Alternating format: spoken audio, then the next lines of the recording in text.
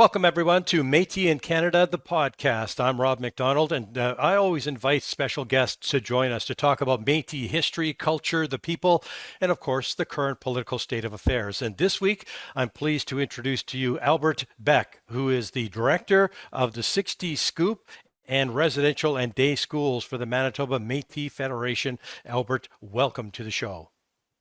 Thank you, Robert. Well, today we wanted to talk about the 60s scoop. And if we can begin with explaining exactly what was the 60s scoop, when did it happen, and how did it happen? So the 60s scoop story is a story of colonization and the apparatus of Canada to remove our people from our land, not just the Red River Métis citizens, but First Nations and Inuit peoples. And so it started off with the colonial process where our people were removed from our lands or pushed away from our lands, and then scattered, and then was scooped up through the residential and day school scenario. And of course, as a result of those interactions with the child welfare system, our parents weren't given all the teachings that they needed to raise children, and so those children ended up being part of the 60s scoop. The 60s scoop is, just from academic, has been described as the scooping of children between January 1st, 1951 to December 31st, 1991. That is the time frame that was used for the settlement agreement for 60 scoop for First Nations and Inuit.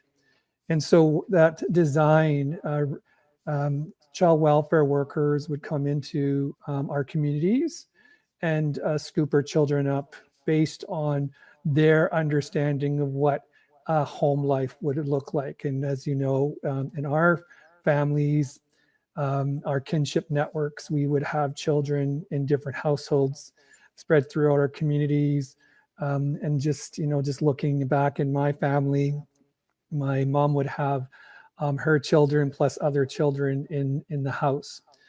As a 60 scoop survivor, when we talk about when we talk about the 60 scoop, we talk as a survivor, we really think about the effects of what happened to each one of us in this state where we were removed from our birth families. For me, I was removed at birth from the St. Rose de Lac hospital. It was run by the nuns at the time, and the process of separating the child from the mother began instantly.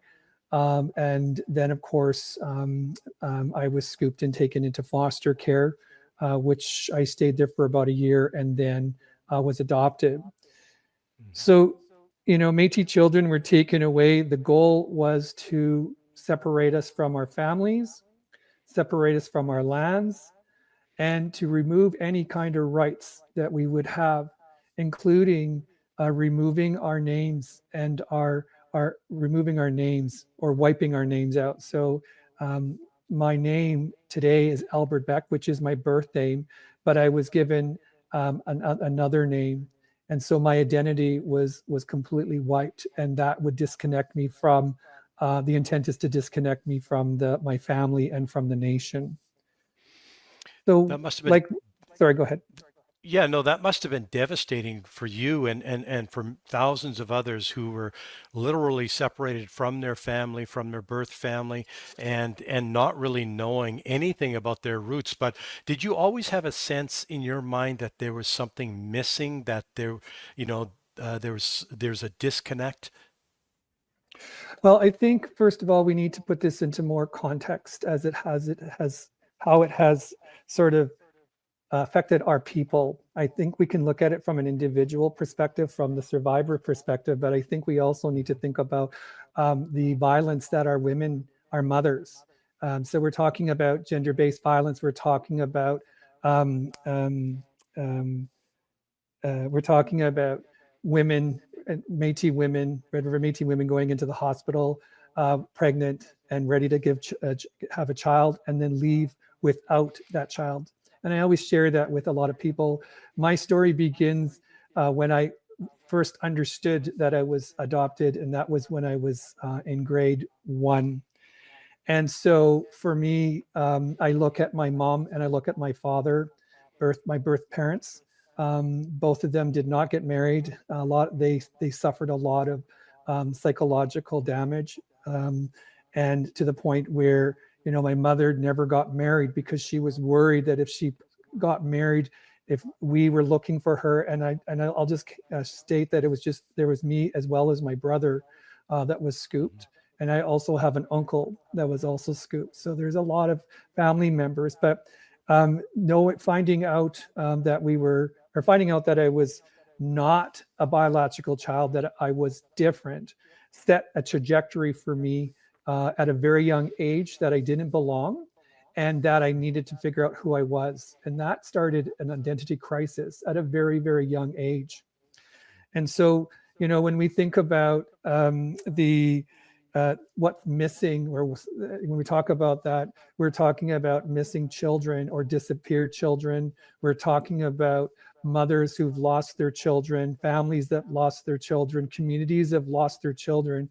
And a lot of us, some of us have made it back home through miracles, I would say, and some of us haven't made it home, and some of us will never make it home because we will never know who we are through a number of different issues that we would be dealing with as a survivor or thriver, as I'd like to share.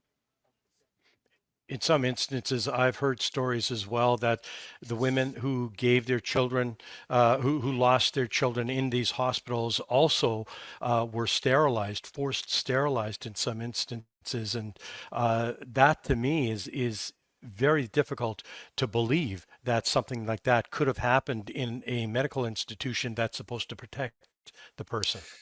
Yes, the Canadian Medical Association just, I think, a couple months ago apologized to the Indigenous population, more Mhm. specifically around the coerced sterilization of women, our Indigenous women. And I would say that our Red River Métis women were also included in that.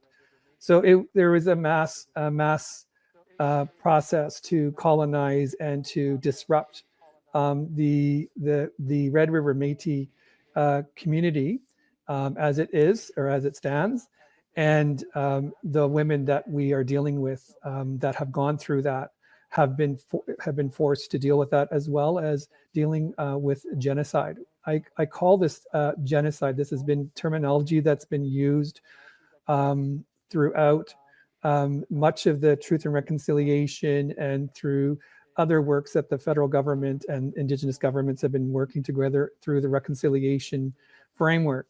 And so, when we start to see our community, especially our women, have talked about these issues around being coerced into sterilization, and a number of other different issues being tested on for they did testing on our people, on our children when they were in residential schools. There's a number of things that the federal government was doing to our women and to our children.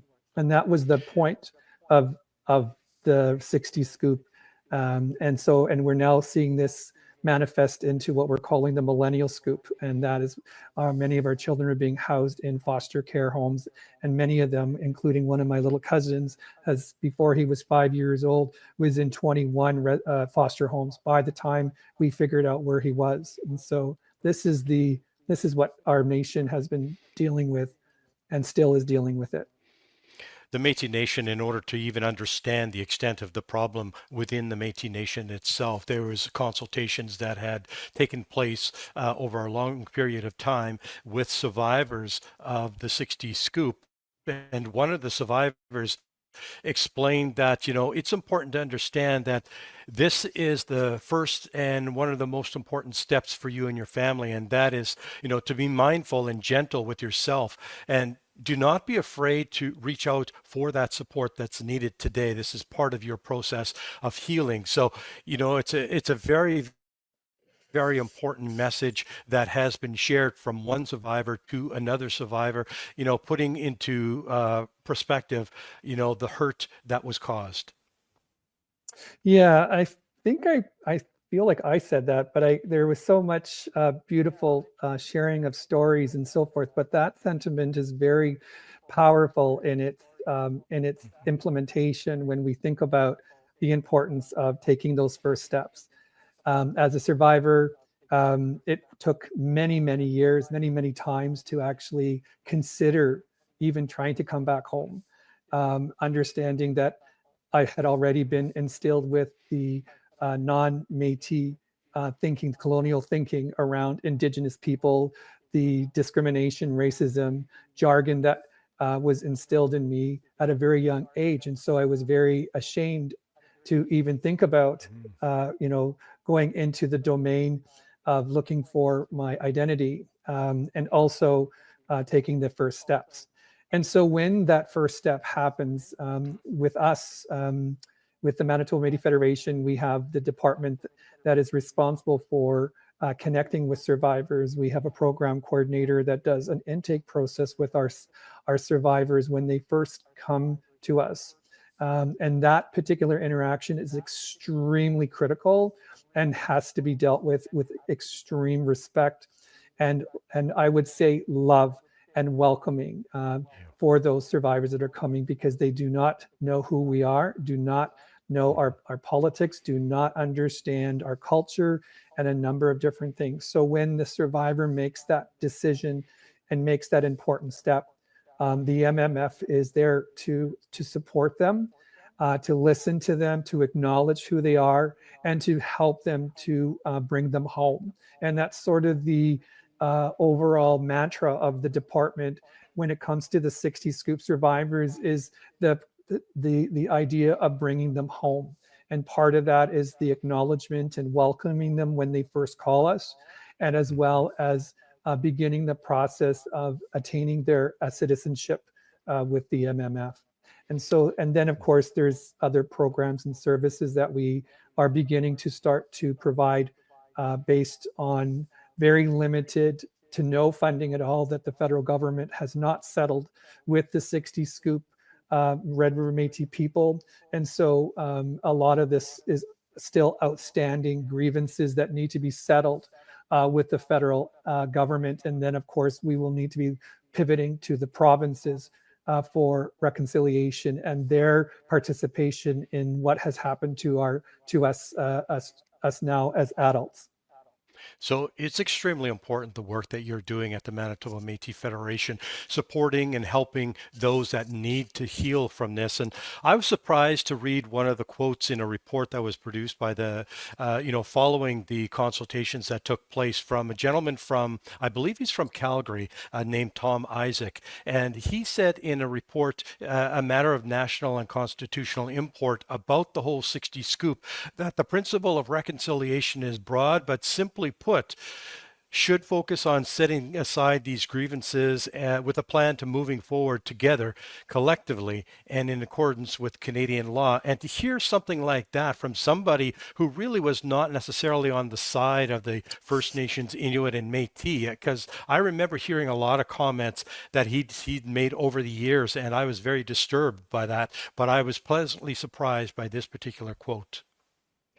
Yeah, I think the thinking behind that is that the unfinished business that needs to be resolved for the Red River Métis people needs to be addressed. And our survivors are getting older.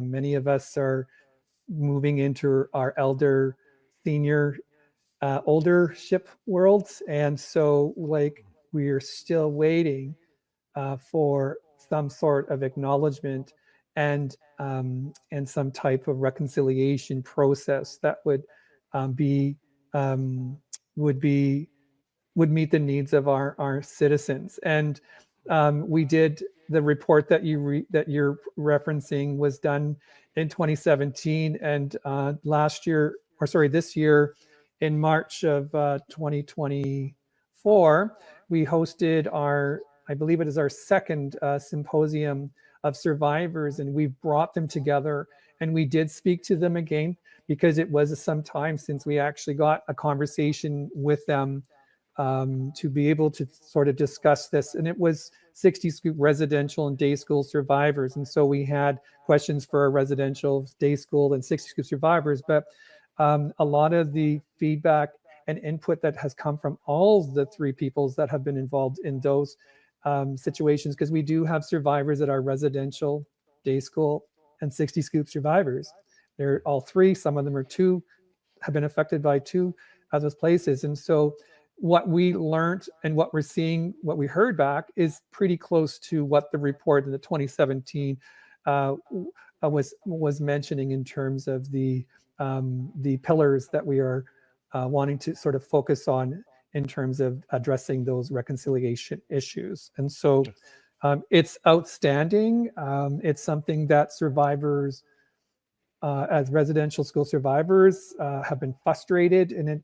And I always tell our survivors, it's not us, the Red River Métis government. Your government isn't the one that's holding everything back. It's the courts. It's a judicial process that actually is impeding on our ability to move forward. And in fact, the MMF had to file a lawsuit against the federal government to push this agenda item through, because we're in the middle of, we're not, but there is a class action lawsuit that is in place for Métis and non-status that has been going through the courts, which has been going very slowly. And so our government has acted to try to push this to move forward, because essentially in 2017, 2018, we were actually in a process. That report was going to set the foundation for conversations to move us forward into settlement and to reconcile these outstanding issues. So a lot of things have happened since that report.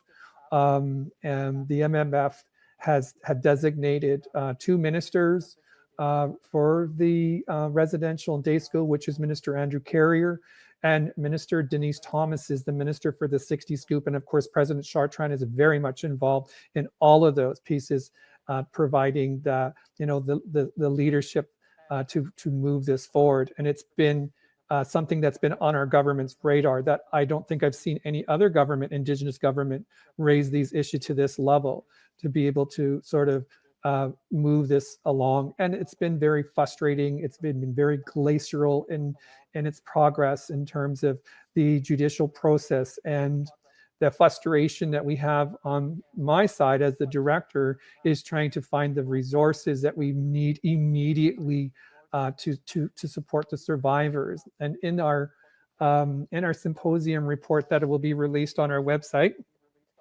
mental health is the primary concern of all our survivors. They require one-on-one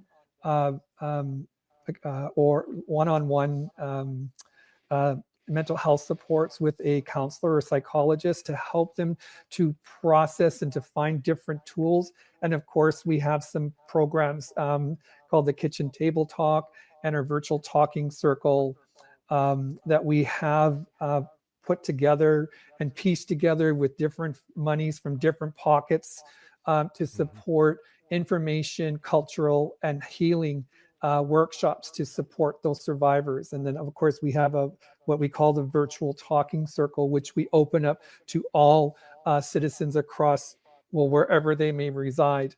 And that's usually through an invitation process. They need to go through the intake process to be able to access any of our programs within the department.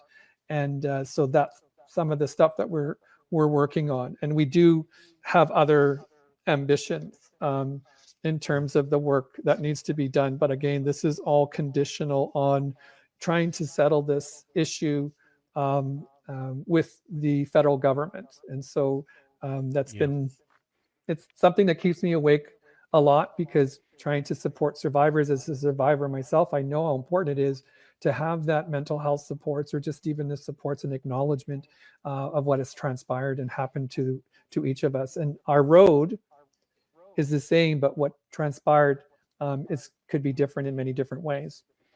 Absolutely. You know, a survivor actually said it quite nicely when they said that we want the government to take ownership for ripping families apart and taking children from their communities. We want the government to recognize the wrongs that they did during the 60s scoop era.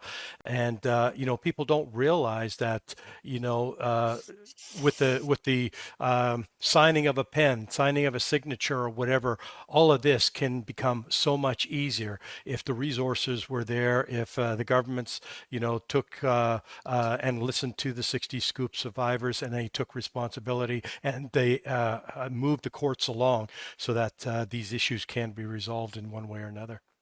Yeah, I think the government has taken a position that once they've settled everything and that there's a foundation that's been put forth that we don't access at this juncture, but there is a foundation. They think that everything is just complete and everything's Hmm. finished.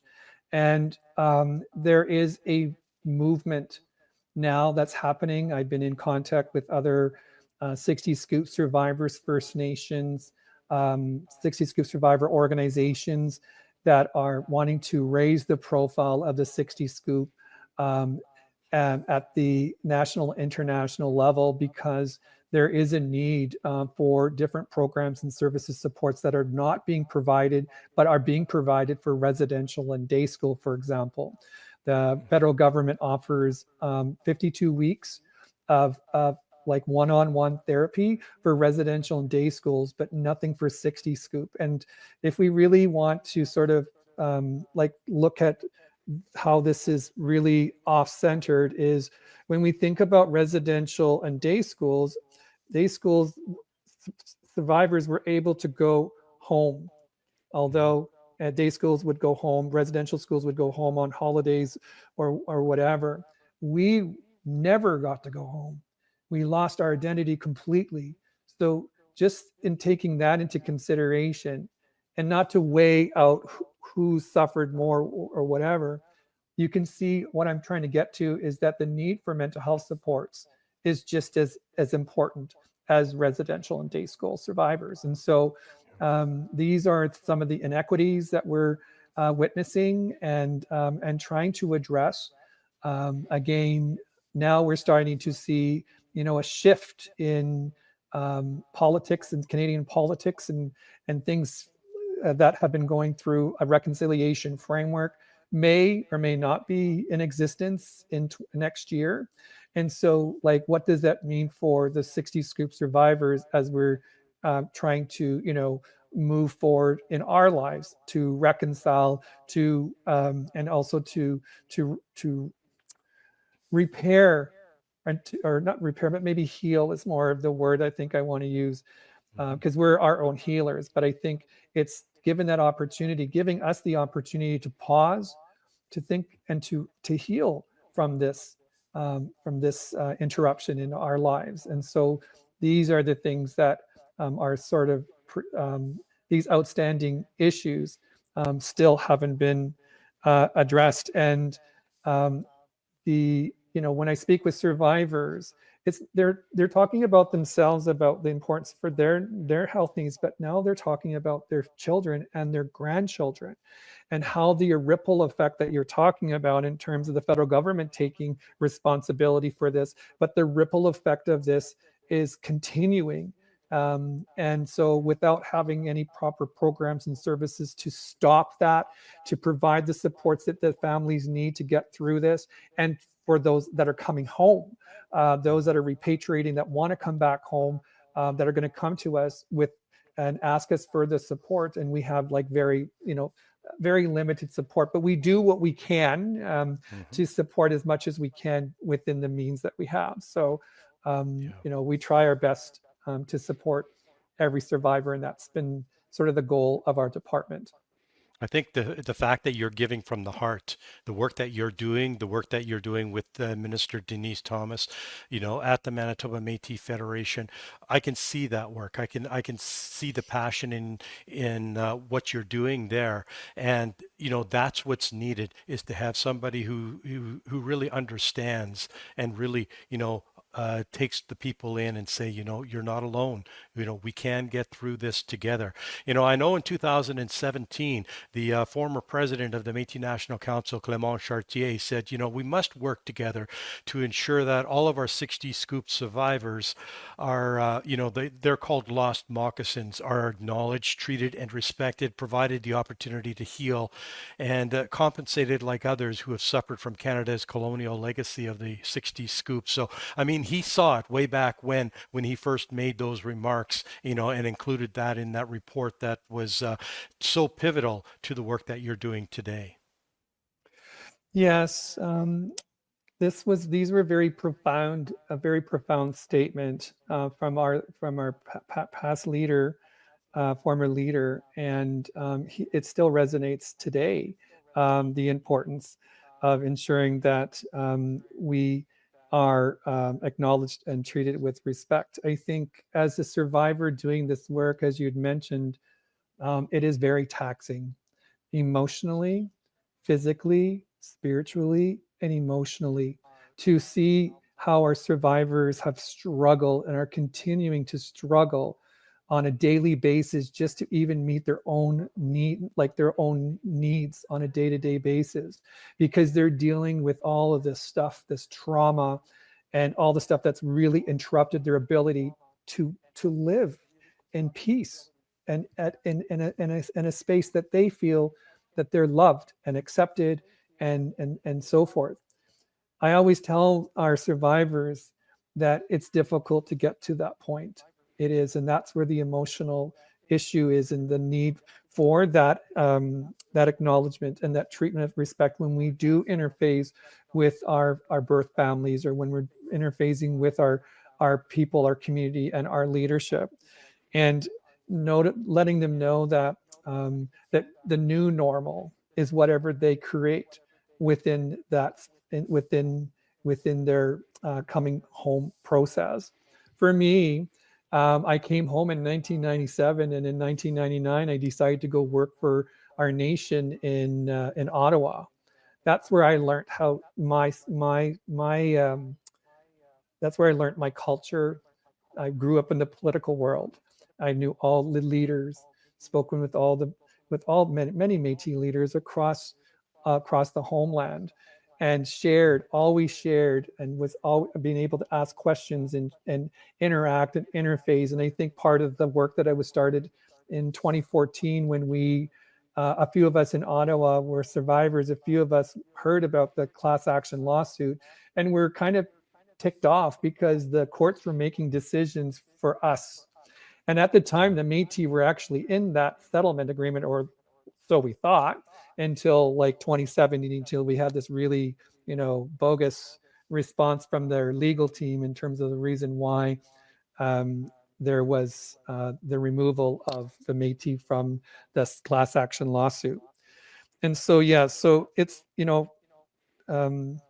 Clément Chartier has really sort of, expressed what I think many of us are looking for and need to be able to sort of move forward in our lives and be able to sort of, come to some form of peace and tranquility, enabling us to sort of, take our time to learn about our culture, learn about our history, and those kind of things. And that's what we're doing with the survivors. We do different workshops and talk about our history. We talk about the reason why the 60 Scoop is happening. And we don't have all the stories. That's the issue that we're facing right now, is that we don't have all the stories. And the more stories and the more people that talk about this from our community and start sharing that, the more knowledge we can generate to learn more about how the 60 Scoop manifested in our communities, and so forth. Because the narrative that we're hearing right now is First Nations and Métis. We're not Mhm. hearing a Red River Métis narrative. And that's what the department is slowly working towards, is starting to do some research projects to start to look into these things, including the upcoming Bridge to Justice Fund, where we will be allocating a close to $2 million in advance payments to 60 Scoop survivors that are eligible. And that was announced at the Annual General Assembly just this year. And we'll be working towards launching that program in the very, very near future. We're pretty close to getting everything sort of started. So that acknowledgement is one of the pieces that our government, more specifically President Chartrand, had been worried about. A number of our survivors are passing and will never see any kind of acknowledgement or any kind of justice or any kind of reconciliation. Yeah. And so for those that are alive, that are still with us today, that are survivors that have been in the child welfare system from January 1st, 1939 to December 31st, 1991. If they were taken during that time, they should get in contact with our department to do an intake process and then get on our national database so that we can actually send information out to them on that matter. So Yeah. our government is doing something about it because we're waiting for other governments to get their acts together. And, our people, they're very grateful for this. I think a lot of the feedback I've been getting back from a lot of the survivors is thank you, because really a lot of them are dealing with financial issues that they really could use these finances to support them either in their healing or whatever other means that they need. That's, exactly what survivors need. There was a survivor that had quoted, I have a quote here saying, that survivors need to be heard. They need to tell their story about what happened to them and, the truths of these stories, and they must be taken seriously because, when you talk about reconciliation, when you talk about, understanding the lived experiences, non-Indigenous Canadians can learn from this and hopefully together as a generation we can move forward in a more positive way, but it begins with that education.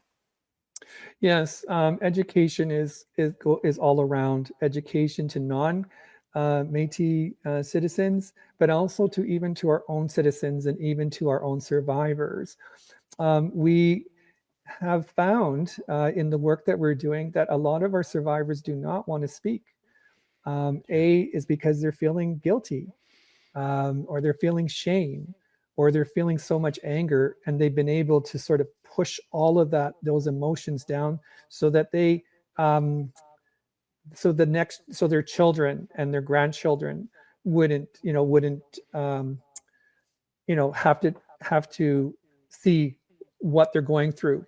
But we're hearing from the other generation is that that didn't work, and that our survivors need to start telling their stories. And so we'll be doing some work in the near future where we're going to engage our youth to help with finding the stories in our communities and trying to get them to record them. And if at the very least, if they just record them and keep them for themselves, or they're willing to share that with their government so that we can archive that information and possibly use it for some of the work that we're trying to do in telling the story for survivors, it's something that we're considering.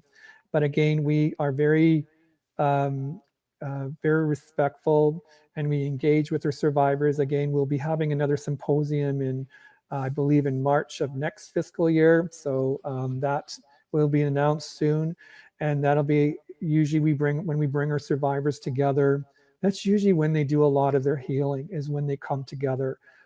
It's easier to come together with other people that have gone through the same thing, like Red River Métis. We have the same history, Mhm. we have the same culture. So Mhm. 60 Scoop survivors and residential school and day school survivors are all their thing. They're like a little nation of people, and we've actually said that the 60 Scoop is a nation of people because we've gone through a collective, the same kind of erasure of who we are, and how we've, some of us have been able to make it back. And like when I think about myself as a Red River Métis citizen, coming back, I'm very fortunate. I consider myself really blessed to be able to make it home. I repatriated with my birth family in 1997 when I first came home. And I've been building those relationships with my family across the board. And it's been difficult and challenging, but also there's these little times in my relationship with my birth family where I'm creating these memories that I can sort of keep close to me, and so forth. But a lot of our survivors are not getting that. So I consider myself very privileged and honored to be able to work for our people, and try to get them to find their path, and support them on whatever their journey is when they're coming home. So that's kind of sort of the piece around that. And education is a very important piece to all of this, and getting this out to the general public is really important. And I'm sure you'll be seeing more of what's going on with the 60 Scoop, for like not just within the Red River Métis community, but I think for in First Nations and Inuit are starting to wake up and starting to push the envelope and starting to raise the profile of 60 Scoop, because when we talk to people about the 60 Scoop, they don't know what it is. But if you say residential school, they know right away what residential school is. And so we need to do more education on that, and that's something that many of us that are survivors are actually doing that work. We go out and do speaking engagements wherever we can, and we share what knowledge we have in terms of our own personal experiences, if we so choose to share that. And that's something that is part of the healing process. Well, Albert Beck, Director of the 60 Scoop and residential and day schools. First off, I'd like to thank you for joining us today. Secondly, I'd like to congratulate you for the amazing work that you're doing with the Manitoba Metis Federation, the national government of the Red River Métis, supporting all of those people that are victims of the 60 Scoop. It's yeoman service that you're doing. And again, congratulations, a virtual handshake to you as well. And thank you for joining us right here on Métis in Canada, past to present. And this is the podcast that we've put together to be able to talk more about what's going on across the Métis Nation. So again, we invite you to join us next time on Métis in Canada, the podcast.